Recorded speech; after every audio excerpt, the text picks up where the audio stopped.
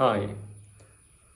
CSIR life sciences വിഷയങ്ങൾക്ക് വേണ്ടി net JRF ഒക്കെ പ്രിപ്പയർ ചെയ്യുന്ന ആളുകൾക്ക് എപ്പോഴും ഉണ്ടാകുന്ന ഒരു സംശയമാണ്, എത്ര നേരം ആണ് ഞാൻ ഇതിനു വേണ്ടിയിട്ട് പ്രിപ്പറേഷൻ ചെയ്യേണ്ടത്, അല്ലെങ്കിൽ എത്ര കാലത്തേക്കാണ് പ്രിപ്പറേഷൻ ചെയ്യേണ്ടത് എന്നുള്ളത്.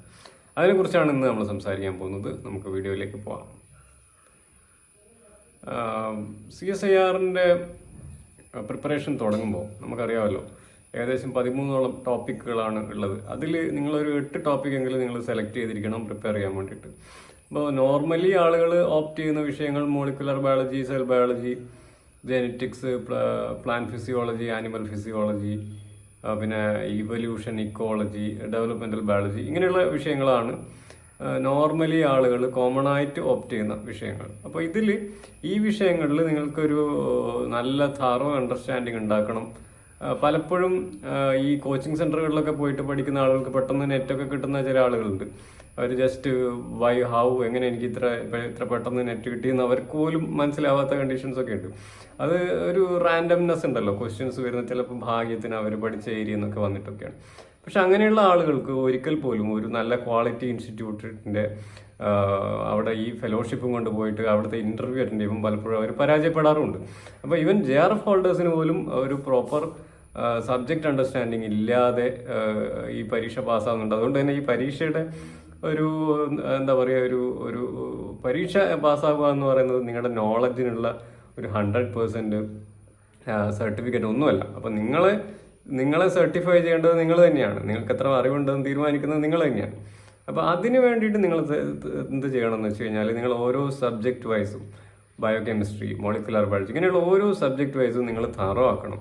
അപ്പോൾ അതിന് വേണ്ടിയിട്ട് നിങ്ങളൊരു സ്ട്രാറ്റജി ഉണ്ടാക്കണം. എന്താണെന്ന് വെച്ച് കഴിഞ്ഞാൽ, ഫോർ എക്സാമ്പിൾ ഞാൻ പറയുകയാണ്, ഇപ്പോൾ നമ്മൾ ബയോകെമിസ്ട്രിയാണ് പഠിക്കുന്നതെന്ന് വിചാരിക്കുക. അപ്പോൾ നമ്മൾ അതിലുള്ള ബേസിക് ആയിട്ടുള്ള 3 പുസ്തകങ്ങളെങ്കിലും, അതും ഫോറിൻ ഓതേഴ്സിൻ്റെ, നല്ല ഓതേഴ്സിൻ്റെ 3 പുസ്തകങ്ങളെങ്കിലും സെലക്ട് ചെയ്യും. ഇപ്പോൾ എന്നോട് ചോദിച്ചാൽ ഞാൻ പറയും സ്ട്രയറിൻ്റെ ബയോകെമിസ്ട്രി ചൂസ് ചെയ്യാം, ലെനിഞ്ചറിൻ്റെ ബയോകെമിസ്ട്രി ചൂസ് ചെയ്യാം, ഹാർപ്പറിൻ്റെ ബയോകെമിസ്ട്രി ചൂസ് ചെയ്യാം, വൈറ്റിൻ്റെ ബയോകെമിസ്ട്രി ചൂസ് ചെയ്യാം. ഈ പുസ്തകങ്ങളെല്ലാം നിങ്ങൾ വായിച്ചിരിക്കണം, അതിലൊരു സംശയം വേണ്ട. കാരണം ഓരോ പുസ്തകങ്ങളിലും ഉണ്ടാകുന്ന അറിവ് എല്ലാം ബയോകെമിസ്ട്രി അല്ലേ എന്നൊന്നും വിചാരിക്കാൻ പറ്റില്ല.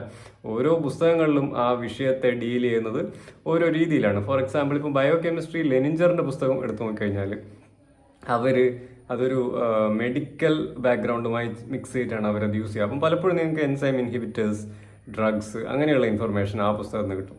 അതേസമയം നിങ്ങൾ സ്ട്രയറിൻ്റെ എടുത്ത് നോക്കിക്കഴിഞ്ഞാൽ ഒരു ഇവല്യൂഷണറി ആയിട്ടുള്ള ബയോകെമിസ്ട്രി സ്റ്റൈലിലാണ് അവരുടെ പല കാഴ്ചപ്പാടുകളും പോകുന്നത്. അങ്ങനെ ഹാർപ്പറിൻ്റെ ആണെങ്കിൽ കൃത്യമായിട്ട് പാത്വേസിനെ ഫോക്കസ് ചെയ്തുകൊണ്ട് പോകുന്ന പുസ്തകം. അങ്ങനെ ഓരോ പുസ്തകത്തിനും അതിൻ്റെതായ ഒരു ഗുണമുണ്ട്. അപ്പോൾ ഈ ഓരോ പുസ്തകത്തിലും നിങ്ങൾ തീർച്ചയായിട്ടും ഒരു സമയം സ്പെൻഡ് ചെയ്തിരിക്കണം. ഫോർ എക്സാമ്പിൾ, ഒരു പുസ്തകത്തിന് എത്ര നേരം സ്പെൻഡ് ചെയ്യും? അപ്പോൾ ഇപ്പോൾ സ്ട്രയറിൻ്റെ പുസ്തകമാണ് നിങ്ങൾ എടുക്കുന്നതെന്ന് വിചാരിക്കുക.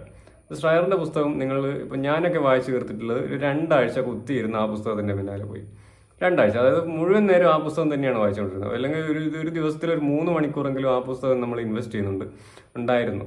അപ്പോൾ എന്നിട്ട് അതിനകത്തുനിന്ന് ആവശ്യമുള്ള പോയിന്റ്സ് നമ്മൾ നോട്ട് ചെയ്ത് എടുക്കുക. കാരണം നമ്മളിതെല്ലാം വായിച്ചാലും നമ്മുടെ ഓർമ്മയിൽ ഇതൊന്നും നിൽക്കണമെന്നൊന്നുമില്ല. അപ്പോൾ എല്ലാവരും മനുഷ്യന്മാർ തന്നെയല്ലേ.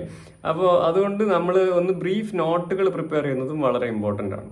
അപ്പോൾ അങ്ങനെ നമ്മൾ സ്ട്രാറ്റജിക്കായിട്ട് ഓരോ പുസ്തകങ്ങളെയും കവർ ചെയ്യും, നമ്മളുടെ തന്നെ കോൺഫിഡൻസ് വർദ്ധിപ്പിക്കുകയും ചെയ്യേണ്ടതുണ്ട്. അല്ലാതെ ജസ്റ്റ് ഒരു എക്സാം പാസ്സാവൽ മാത്രമല്ല നമ്മുടെ ലക്ഷ്യം. നമ്മളുടെ ലക്ഷ്യം എന്ന് പറയുന്നത് നല്ല നല്ല ഇൻസ്റ്റിറ്റ്യൂട്ടുകളുടെ ഇൻ്റർവ്യൂകൾ കൂടി ക്വാളിഫൈ ചെയ്യുക എന്നുള്ളതാണ്. കാരണം ഈ JRF കിട്ടിയ ആളുകളെല്ലാം ഇപ്പോൾ CCMBയിൽ നിങ്ങൾ ഇൻ്റർവ്യൂവിന് പോകുന്നു, അവിടെ നല്ല കടുകട്ടിയ ഇൻ്റർവ്യൂ അവർ നടത്തും. അപ്പോൾ അതൊക്കെ ക്വാളിഫൈ ചെയ്യുന്നതും കൂടി കണ്ടുകൊണ്ട് വേണം നിങ്ങൾ പ്രിപ്പയർ ചെയ്യാൻ വേണ്ടിയിട്ട്. All the best.